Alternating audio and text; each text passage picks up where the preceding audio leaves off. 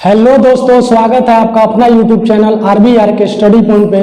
तो दोस्तों आज कैलेंडर का पार्ट 3 आ चुका है और इसमें हम कैलेंडर का वो सारा प्रश्न करेंगे जो कि आपका एग्जाम के पॉइंट ऑफ व्यू से इम्पोर्टेंट है। और इस प्रश्न को जो सॉल्यूशन आप देखेंगे इस प्रश्न का, इस सॉल्यूशन के बाद आपका किसी भी टाइप का कोई क्वेश्चन बचने वाला नहीं है। हर एक टाइप का क्वेश्चन मैं लेकर के आया हूँ और इस क्वेश्चन को कर लेने के बाद आपका एग्जाम में मेरा वादा है कि कोई भी प्रश्न आपका छूटने वाला नहीं है। तो चलिए आइए शुरू करते हैं आज का क्लास। और मैं हर एक क्वेश्चन को बोर्ड पे लिख करके और फिर उसके बाद आपको समझाते चलूंगा और बताते चलूंगा। और इस वीडियो में हम केवल क्वेश्चन को देखेंगे और क्वेश्चन को करेंगे। तो चलिए आइए शुरू करते हैं आज का क्लास। तो दोस्तों जैसा कि आप देख पा रहे हैं बोर्ड पे कि यहाँ पे लिखा हुआ है कि किसी एक देश में साक्षरता दिवस ऐसे महीने के तीसरे शुक्रवार के बाद के चौथे दिन को मनाया जाता है जिस महीने का प्रथम रविवार महीने के 5वें दिन पड़ता है। तो साक्षरता दिवस महीने की किस तारीख को मनाया जाता है? कहने का मतलब ये है कि एक साक्षरता दिवस मनाया जा रहा है कब? तो तीसरे शुक्रवार के चौथे दिन को, ठीक है। लेकिन इसमें कह रहा है एक जगह कि जिस महीने का प्रथम रविवार महीने के 5वें दिन पड़ता है। तो मान लेते हैं कि कोई महीना है, उस महीने का जो 5वां दिन है वो 5वां दिन कौन सा है? तो रविवार है।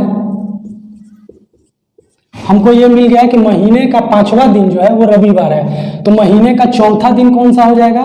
तो चौथा दिन हमारा शनिवार हो जाएगा। तीसरा दिन कौन सा हो जाएगा? महीने का 3 तारीख हमारा शुक्रवार हो जाएगा। तो अब प्रश्न को पढ़िए कि किसी एक देश में साक्षरता दिवस ऐसे महीने के तीसरे शुक्रवार के बाद। तो पहला शुक्रवार तो हमारा उस महीना का 3 तारीख को पड़ रहा है। तो दूसरा शुक्रवार कब पड़ेगा? तो हम जानते हैं कि हर एक 7 दिन के बाद डे रिपीट होता है। तो पहला शुक्रवार 3 तारीख को, तो दूसरा शुक्रवार 3 में 7 जोड़ देंगे तो 10 तारीख को। फिर तीसरा शुक्रवार हमारा कब पड़ेगा? फिर 7 दिन जोड़ देंगे तो 10 में 7 जोड़ देंगे तो फिर हमारा 17 तारीख को तीसरा शुक्रवार। और पूछ रहा है कि तीसरे शुक्रवार के बाद के चौथे दिन। तो तीसरा शुक्रवार हमारा 17 को पड़ रहा था और इसके बाद बोल रहा है कि चौथा दिन। तो चौथा दिन माने 4 दिन और जोड़ देंगे तो 17 और 4 21 हो गया, 21 तारीख। तो पूछ रहा है कि तीसरे शुक्रवार के बाद के चौथे दिन को मनाया जाता है। तो बताइए कि वो दिवस जो तारीख है वो कौन सा है? तो वो तारीख हमारा 21 तारीख है। 21 तारीख को हमारा साक्षरता दिवस मनाया जा रहा है, ठीक है। तो यही हमारा आंसर हो जाएगा दोस्तों। तो चलिए नेक्स्ट क्वेश्चन देखते हैं। दोस्तों यहाँ पे क्वेश्चन मैं लिख के पहले बता रहा हूँ क्योंकि लिखने में बहुत टाइम बीत जाएगा, इसीलिए पहले मैं प्रश्न को लिख देता हूँ फिर आपको समझाते चलूंगा। तो चलिए नेक्स्ट क्वेश्चन देखते हैं। तो दोस्तों आप देख पा रहे हैं नेक्स्ट क्वेश्चन है हमारा कि किस वर्ष का कैलेंडर 2005 के समान होगा? मतलब कि 2005 के कैलेंडर के समान वो कौन सा वर्ष होगा जो हूबहू 2005 के कैलेंडर से मैच होता होगा? तो उस कैलेंडर का वर्ष हमको बताना है, ठीक है। तो मैंने पीछे आपको वीडियो में बताया था कि हम जब भी कोई समान वर्ष निकालते हैं कि हमारा कैलेंडर हूबहू उससे मिले तो उसके लिए पहले हम वर्ष में क्या करते हैं, ये हम देखेंगे 2005। तो चूंकि दोस्तों ये तो शताब्दी सेंचुरी ईयर नहीं है तो इसको हम लास्ट का 2 डिजिट लेते हैं। 2 डिजिट में हम 4 से डिवाइड करते हैं। तो यहाँ पे 0 है तो 5 को लेंगे और 5 को हम 4 से डिवाइड करेंगे तो एक बार में करेंगे 4, रिमाइंडर निकल के आया हमारा क्या? 1 निकल के आया। तो मैंने आपको बताया था कि जब भी हमारा रिमाइंडर किसी वर्ष में भाग करने के बाद 0 आ जाए या 1 आ जाए या 2 आ जाए या 3 आ जाए तो 0 आता है तो उसमें क्या करते हैं? प्लस 28 ऐड करते हैं। 1 आता है तो क्या करते हैं? प्लस 6 ऐड करते हैं। 2 आता है तो प्लस 11 करते हैं और 3 आता है तो प्लस 11 करते हैं। तो यहाँ 2005 है हमारा और 2005 में हमारा रिमाइंडर निकल के आया 1। तो 1 के लिए हम 6 ऐड करते हैं तो 6 वर्ष इसमें ऐड कर देंगे तो 6 और 5 11। मतलब 2011 का जो कैलेंडर होगा वो हमारा 2005 के कैलेंडर के समान होगा, ठीक है दोस्तों। तो चलिए नेक्स्ट क्वेश्चन। तो दोस्तों आप यहाँ पे देख पा रहे हैं नया सवाल हमारा कि 2 अक्टूबर 2010 को सप्ताह का कौन सा दिन था? तो इस प्रश्न को आप ध्यान से देखिएगा और प्रश्न आपको एक बार में ही समझ में आ जाएगा। तो दोस्तों यहाँ पे आपको पूछ रहा है कि 2 अक्टूबर 2010 को कौन सा दिन था? तो हम पहले इसको सॉल्व करने से पहले हम इससे पहले जो मेरा वर्ष था जो कंप्लीट हो चुका है उस पे जाते हैं, ठीक है। तो हम पहले 2009 पे जाएंगे, ठीक है, क्योंकि 2009 कंप्लीट ईयर है, क्योंकि इसी के बाद हमारा 2010 आता है, तो 2009 में जाएंगे। फिर 2009 को हम क्या करेंगे, 2009 को ये 20वीं शताब्दी हो गई आपकी, और ये 9 वर्ष हो गए, ठीक है, 2009। तो इसको हम ऐसे लिख सकते हैं 2000 प्लस 9 वर्ष, ठीक है। तो ये सेंचुरी ईयर है, तो इसको 2000 को हम 4 से डिवाइड करेंगे, 400 से, तो 400 से डिवाइड करेंगे तो चूंकि ये कट जाएगा 400 से, तो 400 से डिवाइड करेंगे जब हम 2000 को, तो ये पूरा पूरी कट जाएगा, रिमाइंडर हमारा निकल के आ जाएगा दोस्तों 0। तो जब हमारा रिमाइंडर निकल के आ गया 0, तो हम क्या करेंगे यहाँ पे, इसका तो 0 हो गया ऑड डेज, और इसमें पहले हम ऑड डेज निकालते हैं कि किसका कितना ऑड डेज निकला। तो 2000 ये सेंचुरी ईयर लीप ईयर है, तो इसका ऑड डेज 0 निकल करके आ गया, ठीक है। और ये जो है 9 वर्ष, तो चूंकि 9 वर्ष जो है, तो 9 वर्ष में जनरल जो हमारा सामान्य वर्ष होगा, वो तो सामान्य वर्ष हमारा 9 तो होगा ही, ठीक है। अब इसमें लीप ईयर्स कितने होंगे, तो लीप ईयर्स हमारा, लीप ईयर निकालने के लिए हम 9 को 4 से डिवाइड करेंगे, तो 4 दूनी 8। इसका मतलब 2 हमारा 2 वर्ष ऐसा है जो कि 1 से लेकर के 9 वर्ष के बीच में 2 ऐसा वर्ष है जो हमारा लीप ईयर है, तो 2 वर्ष इसमें और जोड़ देंगे। इसका मतलब हमारा टोटल 2009 में ऑड डेज कितना निकल के आया, तो 11 ऐसा वर्ष है जो ऑड डेज निकल के आया। अब इसमें आइए, अब इसमें देखिए हमसे पूछा 2 अक्टूबर 2010 का, तो 2010 को हम देखेंगे पहले। तो 2010 हमारा एक नॉर्मल ईयर है, तो नॉर्मल ईयर के लिए तो हमारा फिर ये नॉर्मल ईयर है, तो अब नॉर्मल ईयर में हम फरवरी का जो हमारा दिन होता है वो कितने का होता है, 28 का होता है, ठीक है। तो अब यहाँ से आइए, तो अक्टूबर तक हमको जाना है, तो पहले हम जनवरी से स्टार्ट करेंगे। तो जनवरी, फरवरी, मार्च, अप्रैल, मई, जून, जुलाई, अगस्त, सितंबर, अक्टूबर। तो जनवरी में हमारा ऑड डेज कितना होता है, जनवरी 31 का दिन होता है, तो 31 में 7 से हम डिवाइड करेंगे, तो 7 चौक 28 कट जाएगा, 3 दिन हमारा एक्स्ट्रा निकल के आएगा, वही 3 दिन हमारा ऑड डेज होता है। तो जनवरी में 3 दिन ऑड डेज, फरवरी में 7 चौक 28 नॉर्मल ईयर है, तो 0 ऑड डेज, फिर मार्च में हमारा फिर 3 हो जाएगा, फिर अप्रैल में हमारा 2 हो जाएगा, क्योंकि अप्रैल 30 का होता है, और जब 7 से डिवाइड करेंगे तो 7 चौक 28 2 बचेगा, तो 2 हमारा ऑड डेज हो गया। फिर मई हमारा 3, फिर जून हमारा 2, फिर जुलाई 3, अगस्त हमारा फिर 3, सितंबर हमारा फिर 2, अक्टूबर में हमको कितना दिन तक जाना, 2 तारीख तक जाना है, ठीक है। तो अब देखिए आप यहाँ पे क्या करिए, जोड़ दीजिए सबको, तो 3 और 3 6, 3 और 3 6 और 2 8, 8 और 3 11 और 2 13 और 3 16 और 3 19, 19 और 2 21 और 2 23। यहाँ दोस्तों आपका निकल के आ गया 23। इस वर्ष में तो फरवरी 2 अक्टूबर 2010 में आपका ऑड डेज निकल के आ गया 23, और पहले 2009 में आपका ऑड डेज था 11। अब इस दोनों को ऐड कर दीजिए, तो 23 और 11 कितना हो गया, 3 और 1 4, 2 और 1 3, 34। अब 34 को आप 4 से नहीं 7 से डिवाइड करिए, 7 से डिवाइड करेंगे तो 7 चौक 28, इसलिए 7 से डिवाइड करेंगे क्योंकि हर एक 7 दिन के बाद हमारा डे रिपीटेशन होता है। तो 7 चौक 28 कर देंगे, 14 में से 8 गया 6, ये कट गया, तो रिमाइंडर निकल के आया 6। तो मैंने आपको पहले बताया था, यहाँ पे देखिए मैंने आपको पहले बताया था कि 0 1 2 3 4 5 6 तक होता है हमारा अधिकतम ऑड डेज। तो 0 का मतलब हमारा Sunday, Monday, Tuesday, Wednesday, Thursday, Friday and 6 Saturday. तो 6 का मतलब क्या है, सैटरडे। तो हमारा ये पूछा है 2 अक्टूबर 2010 को कौन सा दिन होगा, तो हमारा 2 अक्टूबर 2010 को हमारा सैटरडे होगा, यानी शनिवार होगा, ठीक है दोस्तों। तो जैसा कि आपको समझ में आ गया होगा, तो चलिए नेक्स्ट क्वेश्चन देखते हैं।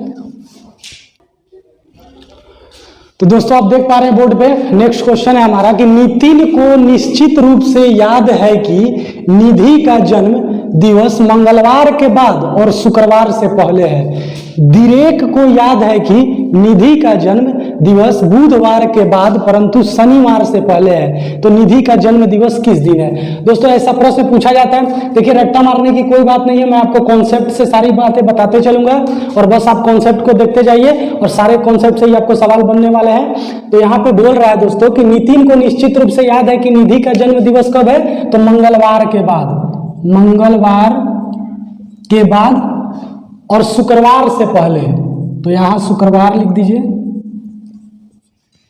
ये क्या कौन कहता है? नितिन कहता है कि नितिन कहता है कि निधि का जो जन्म है वो मंगलवार के बाद लेकिन शुक्रवार से पहले है, ठीक है, पहले है। लेकिन दिरेक क्या कहता है कि निधि का जन्म दिवस बुधवार के बाद। तो यहां बुधवार लिख दीजिए।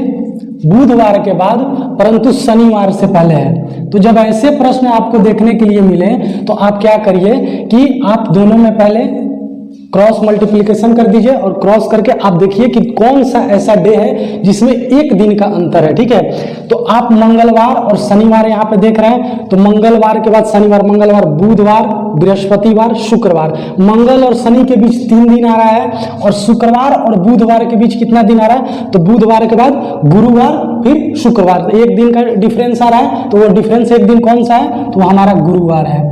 तो जहां पे आपका एक दिन का डिफरेंस आ जाए वही डे जो होता है उसका बर्थ होता है। तो गुरुवार को इसका निधि का जन्म दिवस है। तो आइए नेक्स्ट क्वेश्चन देखते हैं। तो दोस्तों आप देख पा रहे हैं यहाँ पे नेक्स्ट क्वेश्चन है हमारा कि यदि एक वर्ष में 17 जनवरी को सोमवार पड़ता है तो उसी वर्ष में 19 जून को कौन सा दिन पड़ेगा। और यहाँ ब्रैकेट में आपको दिया हुआ है कि उस वर्ष का जो फरवरी का महीना है वो 28 दिन का है। तो आइए देखते हैं। तो कह रहे 17 जनवरी, तो जो पहले दिया रहेगा उसको हम लिख लेंगे। तो 17 जनवरी को कौन सा दिन पड़ रहा है, तो मंडे पड़ रहा है, मंडे, सोमवार। ठीक है, तो इसमें दिन कितना बचा जनवरी में, तो जनवरी हम जानते हैं कि 31 दिन का महीना होता है। तो जनवरी 17 है, तो 17 और 3 20 और उधर 11, तो मतलब 11 और 3 14 दिन इसमें हो गया आपका जनवरी में। ठीक है, फिर उसके बाद फरवरी है 28 है, तो फिर फरवरी को तो आपको पूरा मल्टी आप पहले लिख लीजिए इसको, फिर मैं आपको एक शॉर्टकट तरीका बताता हूँ। फिर फरवरी आपका 28 का हो जाएगा, फिर आपका क्या बोल रहा है मार्च, फिर मार्च आपका 31 हो जाएगा, फिर जून, फिर जुलाई, फिर अगस्त, नहीं जून तक जाना, जनवरी फरवरी मार्च अप्रैल मई जून, जून तक ही जाना है। और जून में कितने तारीख तक जाना है, तो जून में 19 तारीख तक जाना है। ठीक है, तो बोल रहा है कि उस दिन कौन सा दिन पड़ेगा। तो अब सबको आप जोड़ दीजिए। तो 9 और 1 10, 10 और 1 11, 11 और 8 19, 19 और 4 23, 23 के 3 हासिल 2, 2 और 1 3, सॉरी 2 और 1 3, 3 और 3 6, 6 और 3 9, 9 और 3 12, 12 2 14 और 1 15, 153 दिन। अब इसको आप 7 से डिवाइड कर दीजिए। तो 7 दूनी 14, 7 दूनी 14, 5 में से 4 गया 1 13, 7 कम 7 5, 7 6 13 होता है 6। तो अब आप क्या करिए कि ये 6 जो रिमाइंडर निकल के आया, ये 6 को आप किसमें सोमवार में जोड़ दीजिए। तो सोमवार में 6 दिन जोड़ दीजिए, मंगलवार, बुधवार, बृहस्पतिवार, शुक्रवार, शनिवार, रविवार। तो आपका दिन निकल के आ जाएगा कौन, तो रविवार। यही आपका आंसर निकल के आ जाएगा कि 19 जून को आपको कौन सा दिन पड़ेगा, तो रविवार पड़ेगा। तो अब आप ऐसे मत करिए, आप एक शॉर्टकट तरीका देखिए। आप पहले क्या करिए इसको कि 17 जनवरी को सोमवार दिया हुआ है, तो इसमें तो 14 दिन बचा है। तो इस 14 दिन को तो आप पहले 7, हर एक 7 दिन के बाद रिपीटेशन होता है, तो ये 14 दिन बचेगा। तो 7 और 7 दूनी 14, ये तो कट जाएगा। फिर जनवरी में ऑड डेज कितना होता है 0, तो 0 से कोई मतलब नहीं है। फिर मार्च में आपका कितना 31, तो ऑड डेज 3, फिर अप्रैल में 2, फिर मई में 3, और इसमें कितना हो गया 19, तो 19, इसको 19 ले लीजिए। तो 19 और 3 कितना हो गया, अब इसमें भी देखिए कोई कटने वाला है। तो 19 और 3 हो गया आपका 22, और 2 24, और 3 27। तो 27 को आप क्या करिए कि 7 से डिवाइड कर दीजिए, 7 त्रिके 21, आपका निकल के आएगा 6। यहाँ से भी आप निकाल सकते हैं रविवार। अब जितना जल्दी आप मल्टीप्लाई कर लें वो आपके ऊपर है। तो चलिए नेक्स्ट क्वेश्चन देखते हैं। तो दोस्तों आप यहाँ नेक्स्ट क्वेश्चन देख पा रहे हैं कि लिखा हुआ है कि यदि 5 जुलाई 1996 को बुधवार है तो इसी तिथि को वर्ष 1980 में कौन सा दिन होगा। ठीक है, तो इस प्रश्न को बनाने से पहले मैं आपको एक एग्जांपल देता हूं, पहले आप इसको समझने का कोशिश कीजिए। जैसे आपको बताए हैं पहले वीडियो में कि वहां पे अगर आपको दिया रहे कि अगर किसी वर्ष का प्रथम दिन जिस वार को शुरू होता है उस वर्ष का अंतिम दिन को वही दिन उसी वार को समाप्त होता है। कहने का मतलब ये है कि यदि 1 जनवरी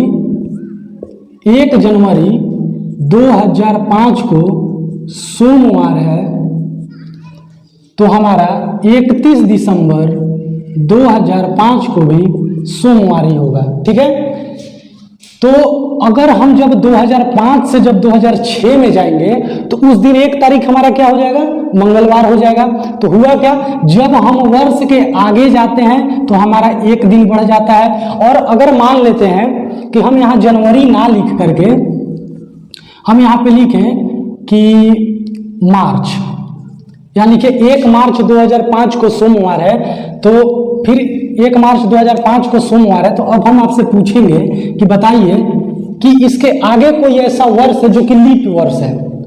लीप वर्ष मान लेते हैं, यहाँ पे हम 5 के बाद तो ऐसे 6 आता है, 6 लीप वर्ष नहीं है, लेकिन हम मान लेते हैं कि इसके आगे आने वाला जो वर्ष है वो हमारा लीप वर्ष है। एक नॉर्मल ईयर जब होता है, एक नॉर्मल ईयर से जब नॉर्मल ईयर में जाते हैं, कहने का मतलब है कि जब हम 365 दिन में से 365 दिन में जाते हैं तो हमारा इस जो 1 तारीख को मतलब 1 जनवरी को जो दिन था वो अगले साल के 1 जनवरी को वो 1 दिन बढ़ जाता है। अभी मैंने आपको बताया कि यदि 1 जनवरी 2005 को सोमवार है तो 31 दिसंबर 2005 को भी सोमवार होगा, लेकिन जब हम 2006 में जाएंगे तो 1 जनवरी को हमारा क्या हो जाएगा, मंगलवार हो जाएगा।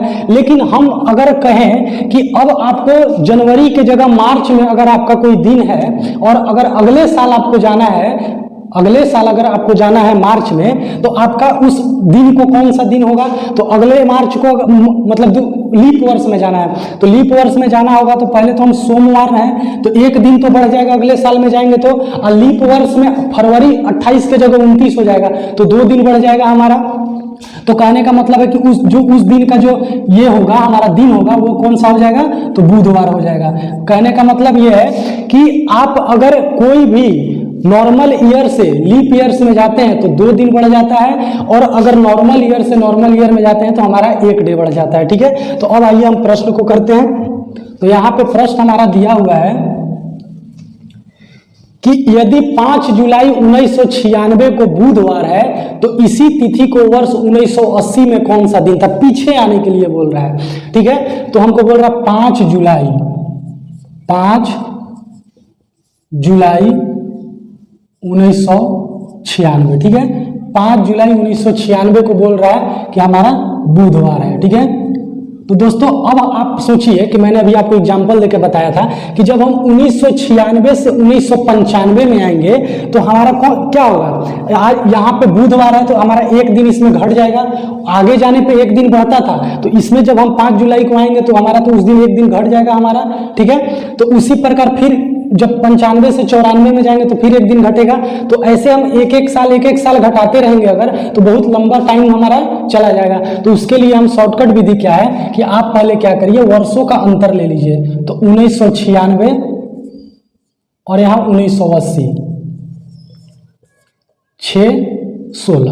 16 वर्ष ऐसे तो आपका आ गया, जो कि आपका 16 दिन इसमें घटेगा। ठीक है, 16 दिन हो गया।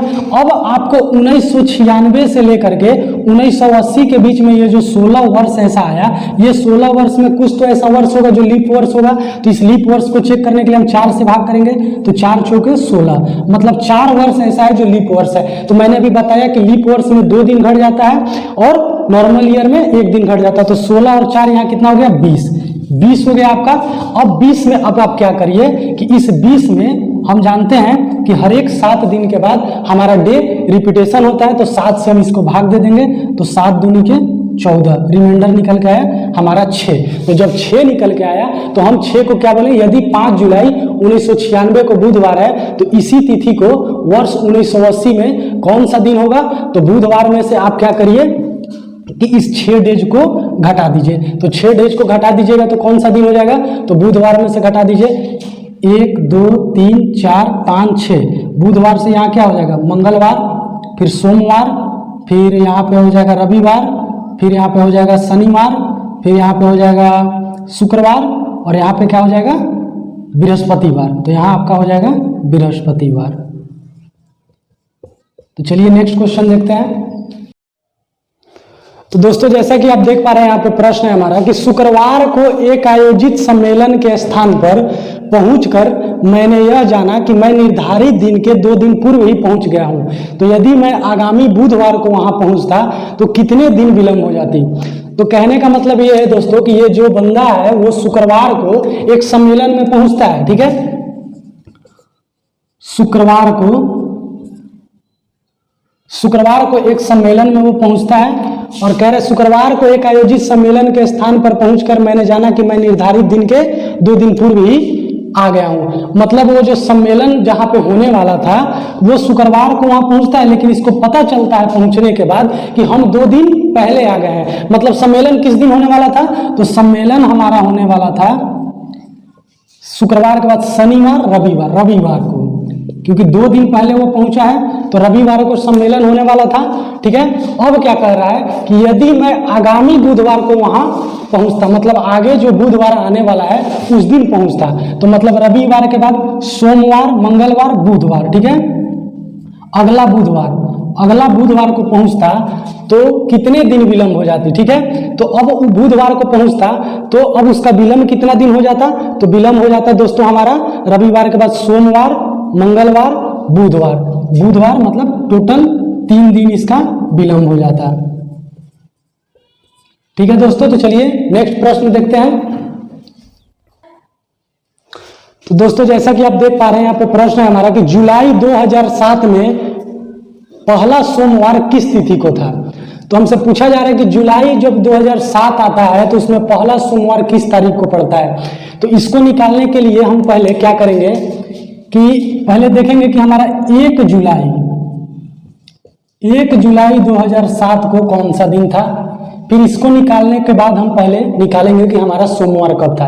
तो हम पहले बताए हैं कि जब ऐसा प्रश्न है आपको कि बताइए कि 1 जुलाई 2007 या 5 जनवरी 2008 या कोई भी प्रश्न हो जिसमें कुछ डे दिया रहे, ईयर दिया रहे और मंथ दिया रहे और आपको सप्ताह का वो कौन सा दिन है निकालना हो, तो आप पहले उसके कंप्लीट ईयर जो पिछला साल जो कंप्लीट हो चुका है उससे निकालते हैं। तो 2007 के पहले दोस्तों आता है हमारा 2006। तो 2006 में पहले हम इसको 2000 प्लस 6 में डिवाइड करेंगे, 20वीं शताब्दी प्लस 6 वर्ष, 6ठा साल। ठीक है, तो जब सेंचुरी ईयर रहता है तो सेंचुरी ईयर को हम 400 से डिवाइड करते हैं, तो 400 से डिवाइड करेंगे तो रिमाइंडर हमारा निकल के आएगा 0। तो जब हमारा रिमाइंडर निकल के आता है 0 तो 0 को 0 ही लेते हैं।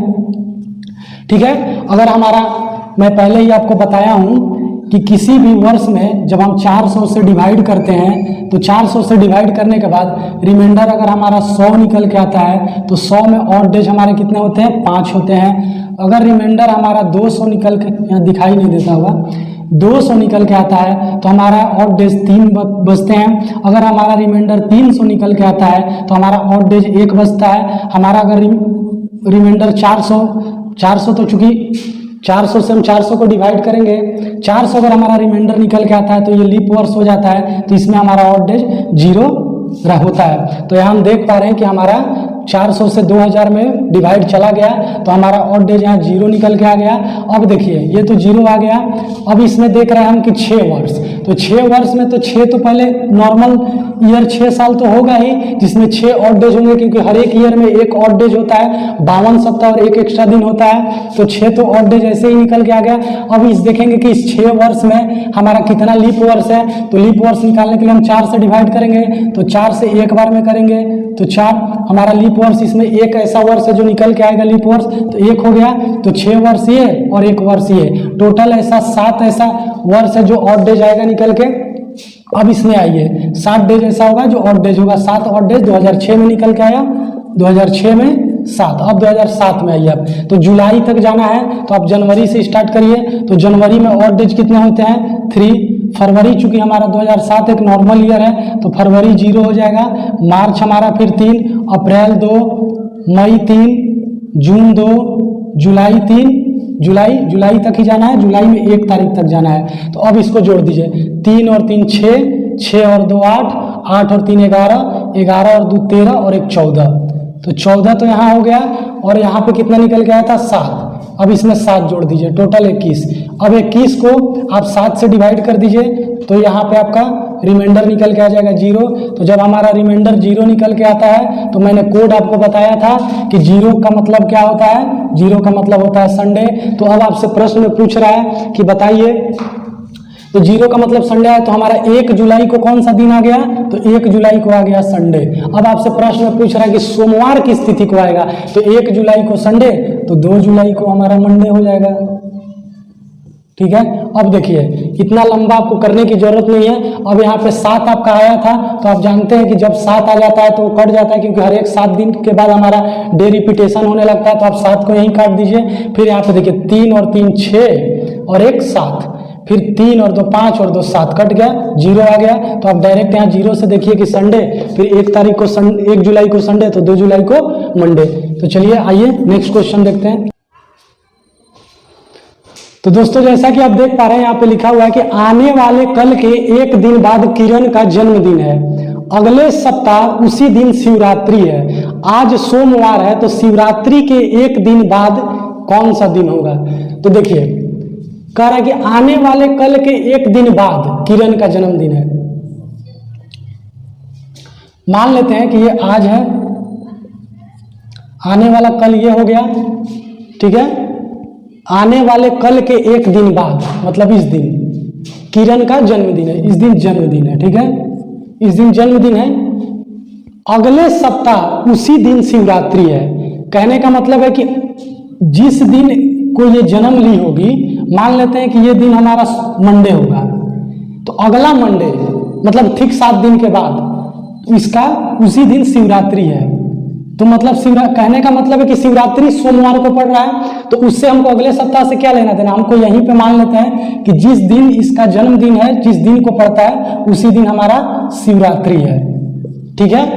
कह रहा है कि आने वाले कल के 1 दिन बाद किरण का जन्मदिन है। आने वाले कल के, आज के कल हो गया आने वाला दिन, आने वाले दिन का 1 दिन बाद उसका जन्मदिन हो गया, और अगले सप्ताह उसी दिन शिवरात्रि है। इसी के जन्म के दिन शिवरात्रि है, तो आज सोमवार है, आज मान लेते हैं कि सोमवार है, ठीक है।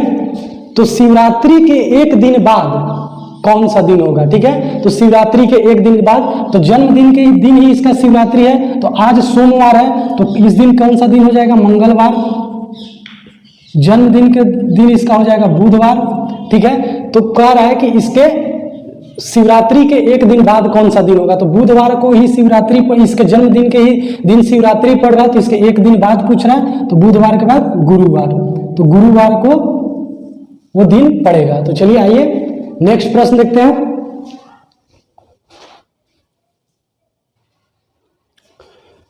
तो दोस्तों जैसा कि आप देख पा रहे हैं यहाँ पे प्रश्न है कि यदि मोहन सुनीता से 342 दिन बड़ा है तथा सुनीता संजय से 42 सप्ताह छोटी है, यदि संजय का जन्म छुट्टी के दिन हुआ है, तो बताइए मोहन का जन्म किस वार को हुआ था।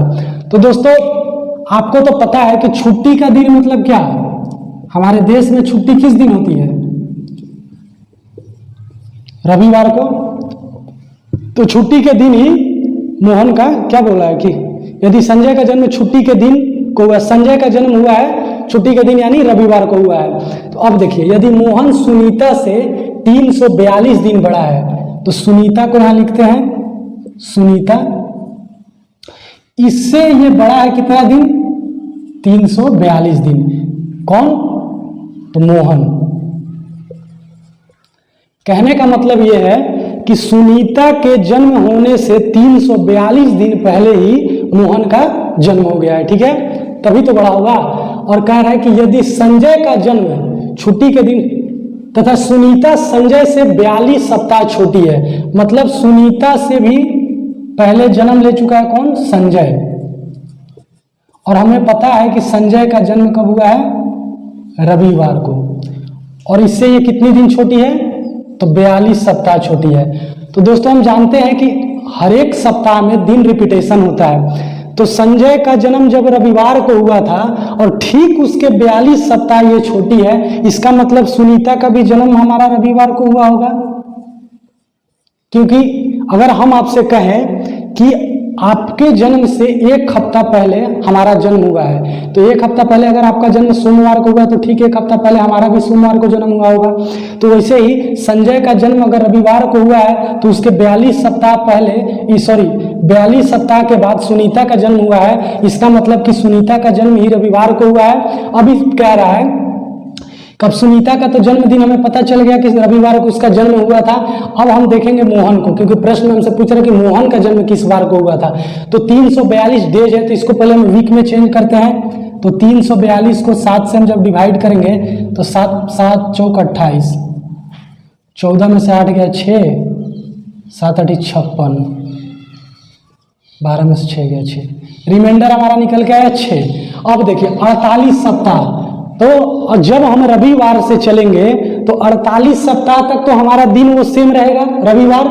फिर 48 सप्ताह पहले ना जन्म लिया है सुनीता से ये, क्योंकि बड़ा है तो इससे पहले जन्म लिया है, तो पहले जन्म जब लिया है तो हम इसको माइनस करेंगे दिन को, क्योंकि इसके बाद वो जन्म ली है। अगर हम पूछते कि मोहन के कितने दिन के बाद सुनीता का जन्म हुआ है तो इसमें हम ऐड करते, लेकिन मोहन का जन्म जब सुनीता के सापेक्ष निकालेंगे तो हम इसमें माइनस करेंगे, क्योंकि इसका जन्म पहले हुआ है और इसका जन्म बाद में हुआ है। तो जब हम बाद से पहले जाते हैं तो हम माइनस करते हैं। तो हम 48 सप्ताह तक तो हमारा जन्मदिन ये रविवार जो है दिन ये तो सेम रहेगा। फिर 6 दिन, तो रविवार के ठीक 6 दिन पहले इसका जन्म हुआ है। तो 1 2 3 4 5 6, तो यहाँ रविवार है, रविवार के पहले हमारा आ जाएगा शनिवार, सैटरडे आ जाएगा, फिर फ्राइडे आ जाएगा, फिर आपका थर्सडे आ जाएगा, फिर यहाँ वेडनेसडे आ जाएगा, फिर यहाँ ट्यूसडे आ जाएगा और यहाँ आपका मंडे आ जाएगा। इसका मतलब जो मोहन का जन्मदिन हुआ था वो मंडे यानी सोमवार को हुआ था। तो दोस्तों आज के लिए इतना ही। अब नेक्स्ट वीडियो नेक्स्ट चैप्टर के साथ मैं आपको आगे मिलूंगा। तब तक दोस्तों आप मेरा चैनल को सब्सक्राइब कीजिए, लाइक कीजिए और अपने दोस्तों को भी शेयर कीजिए। आपका लाइक और शेयर ही मेरा मोटिवेशन है। तो दोस्तों मेरा वीडियो निरंतर देखते रहिए और आज के लिए इतना ही दोस्तों, धन्यवाद, जय हिंद।